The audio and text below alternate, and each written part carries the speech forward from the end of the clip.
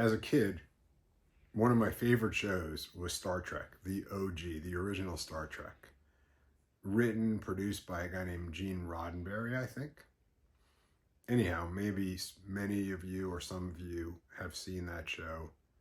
I think I've seen every one of those episodes. There's an episode, it turns out it's the first episode, it came out in 1966. And the episode's titled The Man Trap.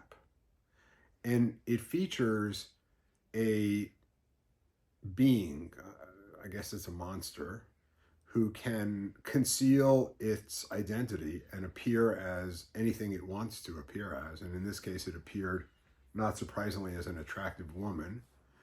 But the monster needed salt. And so it would essentially put its tentacles on a human being and suck out all the salt from that human being, and the human being would die because we all need salt. But the monster needed salt in order to survive. The relationship the monster had with each human being was, of course, transactional. It needed salt. It craved salt. It wanted more salt. And so it would appeal to that human being, endear itself to that human being, in whatever way it needed to gain proximity to that human being. And then when the human being was unsuspecting, it would then apply its tentacles to the human being's body and extract all of its salt.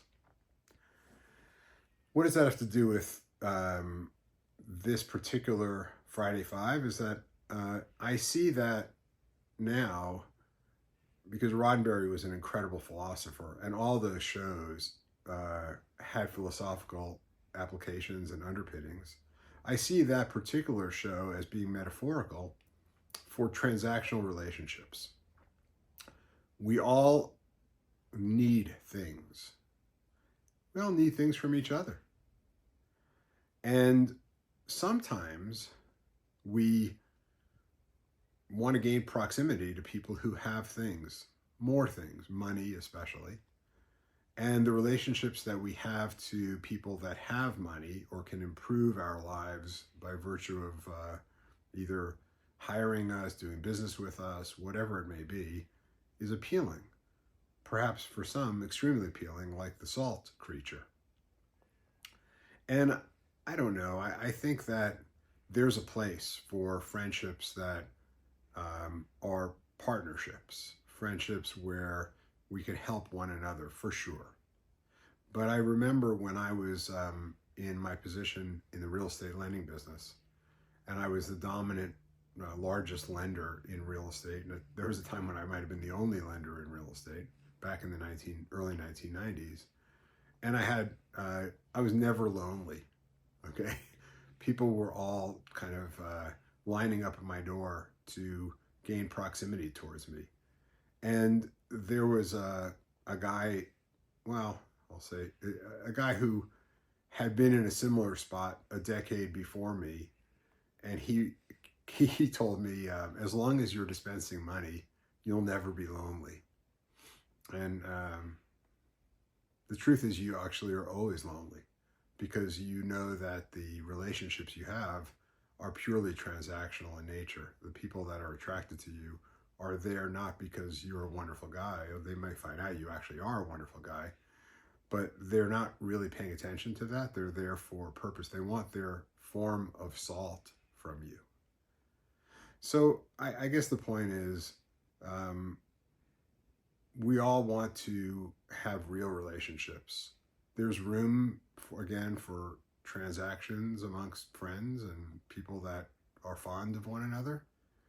But I think that when we see a society that's dominated by by need or want, and it infects everything about how we relate to one another, I think that is not healthy. And I see it's not just about people and people, but it's also about people and companies and how those companies relate to their clients or their consumers. So, we have companies that are predatory. I mean, that are definitely selling stuff that is harmful to their clients. And I know that the executives of those companies, they know that their product's not helpful and in fact harmful to their clients. This is the ultimate form of transactional relationship because you're not looking for win-win. I mean, win-win's great, but there's a classic win-lose situation where they're extracting their money, their salt, and they're killing their host, just like the salt monster did in Star Trek. And I see that too often in our economy. And we definitely need and deserve a better society than that. So let's all think about that.